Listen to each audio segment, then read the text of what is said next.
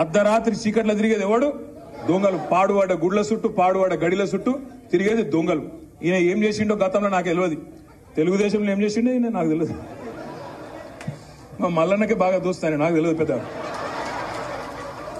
నేను ఎందుకంటున్నా అంటే నువ్వే చెప్పినావు, మరి నేను చెప్పాను పాత దోస్తాను.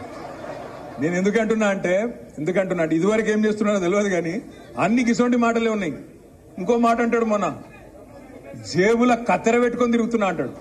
నాకు తెలియకడితే జేబుల కత్తెర ఎవడు పెట్టుకుంటాడే? ఇక మీకు ఎరికే. ఆయన నాకు తెలియకడితే జేబుల కత్తెర పెట్టుకుని తిరుగుతాడు ఎవడన్నా ముఖ్యమంత్రి? కొద్దిగా అటు ఇటు అయితే డేంజర్ కాదు? ఇట్లుంటా అది కథ. నేనేమంటున్నా, మీరు గుర్తు పెట్టుకోండి.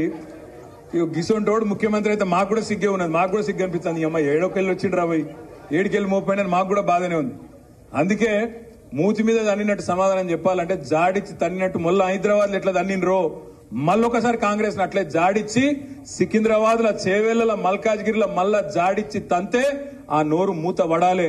ఒక్క సీటు గెలవరు అనే నోరు, అడ్డమైన కారు కూతలు మూత వడాలంటే కారు ఉరకాలే.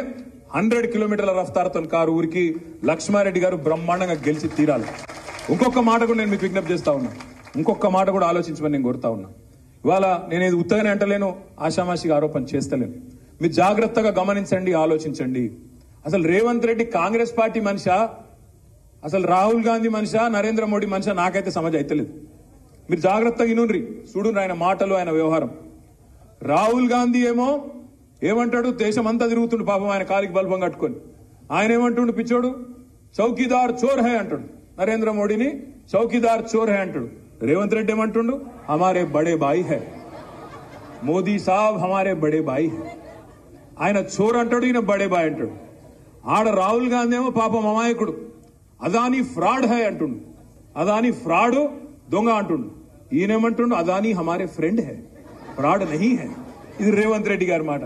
ఇంకొక మాట మీరు చూడండి, గుజరాత్ మోడల్ ఫేక్ హై అని రాహుల్ గాంధీ అంటాడు. గుజరాత్ లో డొల్లాది ఉత్తదే ఫేక్ మోడల్ అని ఎవరు అంటుండ్రు? ఇవాళ రాహుల్ గాంధీ.